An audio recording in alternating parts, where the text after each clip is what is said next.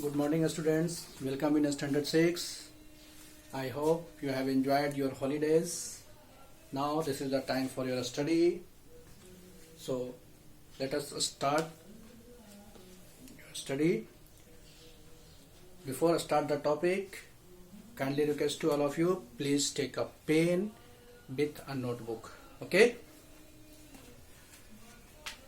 In Standard 6, you will study about science in three categories. Okay, there are three categories in science: physics, chemistry and biology.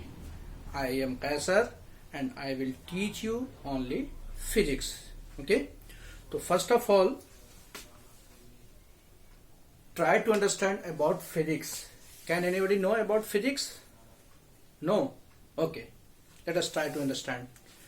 Physics is the branch of science in which you have studies about some natural phenomena.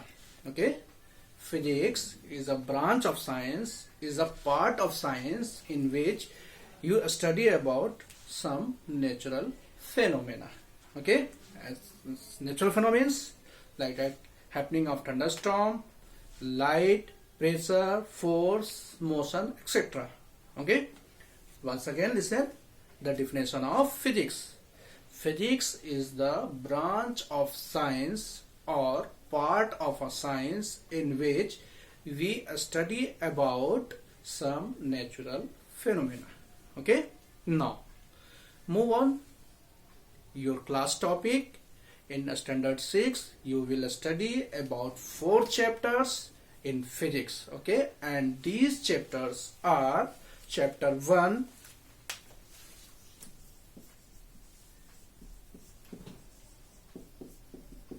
motion and measurement of distance. Chapter 2, light, shadows and reflection.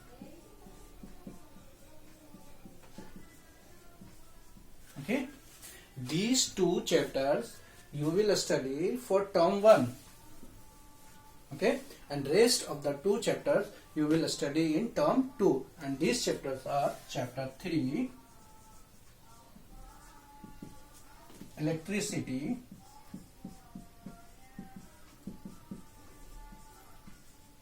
and circuits, and the last chapter is chapter 4, fun with magnets. Okay, chapter 1 is motion and measurement of distance. Chapter 2, light, shadows and reflections. Chapter 3, electricity and circuits. Chapter 4, fun with magnets.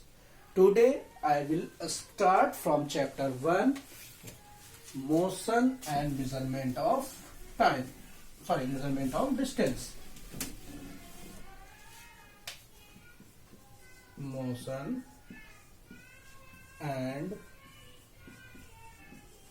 measurement of distance.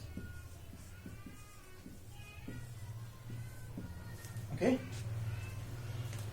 now first of all, you have seen that in your surroundings some objects are living things, whereas some objects are non-living things. Human beings, plants and animals are the example of living things, whereas bench, desk, whiteboard, markers are non-living things. Okay, but you have seen that this whiteboard is always kept at the same position. Okay, whereas marker be kept at the same position and maybe move one position to another position. But marker does not change their position with the help of another person. Okay, so we can say that these objects are non-living things, but they can move with help of other object. Plants do not change their position, but they are living things. So we can say that living things or non-living things all are at rest or in motion. This depends upon the situation with respect to time or with respect to surroundings. As for example, plants always constant, always maintain its position. It does not change their position with respect to time or with respect to surroundings. So we can say that plants is at rest. Whereas benches at your classroom are at rest as compared to your classroom wall, because bench does not change their position with the help of any other person. Okay. Now another example, ceiling fan. Ceiling fan is always constant, hanging at the from the ceiling, so we can say that it is at rest. Okay, but bus, truck, car are in motion when it moves on the road. When car and bus are stand inside the street, so we can say that bus and trucks or car are at rest. So try to understand the definition of rest and motion. First of all, rest. An object is said to be at rest when it does not change their position with respect to time or with respect to surroundings. Okay. Motion. An object is said to be in motion when it changes its position with respect to time, with respect to surroundings. Okay. So write down definition of rest.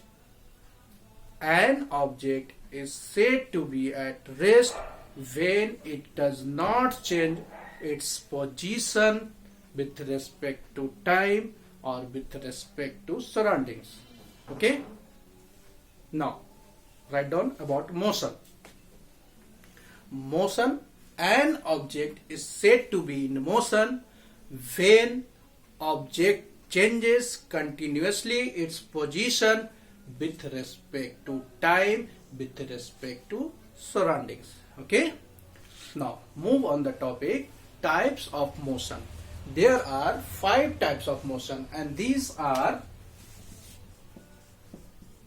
types of motion. First one is linear motion. Second is circular motion.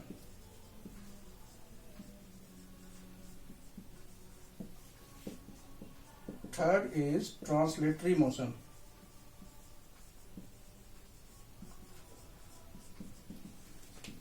Fourth is periodic motion. And last one, fifth, is non-periodic motion.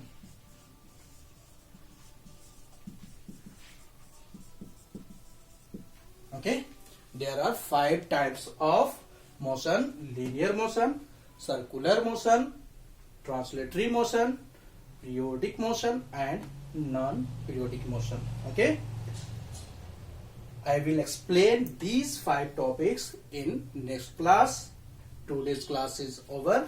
Okay, listen, at last I will give you a worksheet. Okay, and you will do at your home and you will submit after opening the school. Okay, thank you. Have a nice day.